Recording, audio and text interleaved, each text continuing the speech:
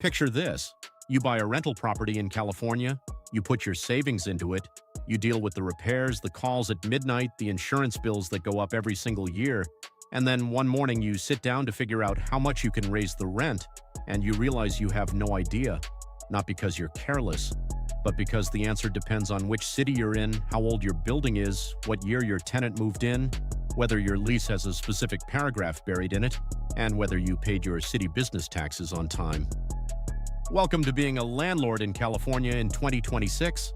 The landlords who are doing well right now aren't the ones who got lucky. They're the ones who took the time to understand the system, because once you understand it, you can make decisions that protect your income, protect your property's value, and keep you out of legal trouble that could cost you more than a year's rent in a single afternoon. That's what this is about. Let's go. Chapter 1: The Law That Changed Everything. In 2020, California passed AB 1482, the Tenant Protection Act. Before it existed, you could raise rent by whatever the market could bear. AB 1482 ended that. The formula is 5% plus your local consumer price index, the CPI, capped at 10% total no matter what. The CPI is the inflation figure for your specific metropolitan area, published annually by the Bureau of Labor Statistics. Not the state average, not the national average, your region. For August 2025 through July 2026, the confirmed CPI for the SF Oakland Hayward Metro came in at 1.3%. That gives East Bay landlords a maximum increase of 6.3%. In a region with a 3.5% CPI, you get 8.5%. If the math ever pushes past 10%, the law caps it there. Absolute ceiling, always.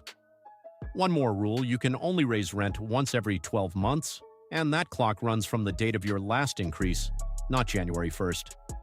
Raised rent in March 2025, you can't touch it again until March 2026. Chapter 2: The Nesting Doll Problem. Here's where most landlords get into trouble. They hear state law and think that's the rule. But California's rent system works like nesting dolls. AB 1482 is the outer doll. Inside it, individual cities have their own rent stabilization ordinances. The rule, whichever doll is smallest wins. The strictest rule always controls. Oakland's local ordinance caps covered units at 0.8% for the current period. Berkeley is at 1.0%. If you own a covered unit in Oakland and apply the state's 6.3% cap, you are in violation. Full stop. In San Francisco, the Rent Board's ordinance applies to most buildings built before June 1979, tied historically to 60% of local CPI. Experts describe SF compliance as the single biggest operational danger for property owners in the city. In Los Angeles, the RSO covers properties built before October 1978.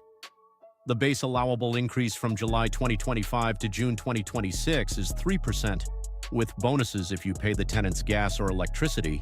And starting July 2026, LA is overhauling the formula entirely, shifting to 90% of CPI with a hard ceiling of 4%. Under that system, LA rents could structurally never outpace inflation again. The message: before you touch your rent number, know which city's rules govern your property, not the state, your city. Chapter 3: Does the cap even apply to you? Not every property in California is covered by AB 1482. There are exemptions, and if yours qualifies, you can price at market rate every time a new tenancy begins. Exempt properties include condominiums where the tenant received proper notice, single-family homes not owned by a corporation, REIT or LLC, and buildings that received a certificate of occupancy within the last 15 years. Built after February 2010, you're currently outside the cap. But here's the part that destroys people.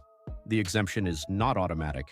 You have to earn it by including the exact word-for-word exemption language from Civil Code 1946, not a paraphrase. Verbatim. If you downloaded a lease template 3 years ago without that clause, your exemption doesn't exist.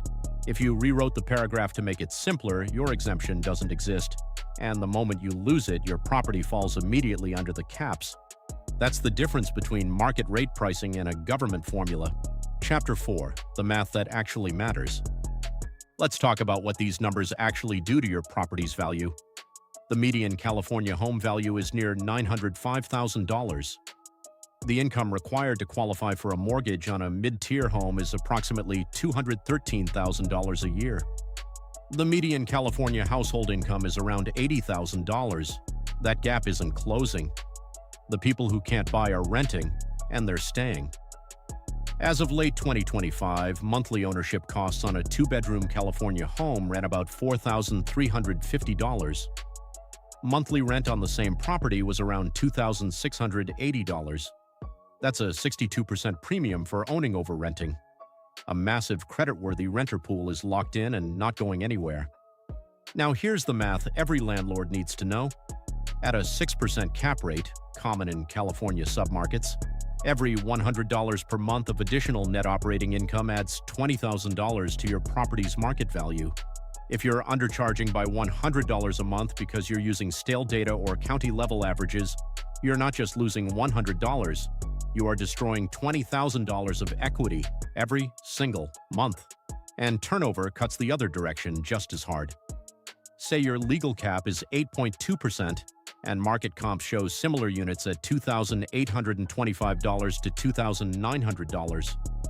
You could push to the maximum, or you could come in at $2,825 with a 24-month renewal and skip a vacancy that costs 6 to 8 weeks of lost rent plus cleaning and leasing fees. The math on retention almost always wins. Pricing precision isn't a detail. It's the most important financial decision you make about your property every year. Chapter 5. The new laws you might have missed. Beyond the rent cap, 2026 brought new compliance requirements that apply to every California landlord, regardless of AB 1482 coverage. AB 628, appliances are now mandatory. Starting January 1, 2026, every residential rental unit must include a working stove and refrigerator as part of the legal definition of habitability, not an amenity, a legal requirement. For any lease signed, renewed, or amended after that date, a unit without functioning appliances is not legally habitable. Tenants can file complaints, request rent reductions, or withhold rent. If a manufacturer issues a safety recall on an appliance in your unit, you have 30 days to repair or replace it, even if it's still running. Tenants can opt out of the refrigerator requirement with a written lease clause, but they can reverse that decision with 30 days notice at any point. Be ready to install one mid-tenancy, a B12 and AB 414 security deposit reform. The cap is now 1 month's rent. That's it. The old first month, last month plus deposit system is gone. When a tenant moves out, the 21-day return clock starts immediately. If they paid electronically, you return it electronic. Under AB 2801, you must document the unit's condition with photos before move-in, after move-out, before repairs and after repairs, and attach those photos to the itemized deduction statement. No documentation means no deductions. SB 610, Natural Disaster Protections. If your unit is impacted by a declared emergency, wildfire, flood, any state-declared disaster, you are required to remediate environmental hazards like ash, smoke residue, mold, and debris. During the period the unit is uninhabitable, you may not collect rent. In some cases, you must refund rent already paid. If you own in a high fire risk zone, this changes your operating risk profile. Plan for it. Chapter 6. The Vacancy Decontrol Opportunity. You cannot manufacture turnover. Just cause rules mean the departure must be voluntary or legally justified. Invest in tenant relationships, keep good tenants long-term, and when they leave, make it clean and quick. Chapter 7. Your checklist. Before any rent increase decision, here's what you do. 1. Confirm your property's classification, covered or exempt. Check build date, ownership structure, and whether the exemption notice is properly in the lease.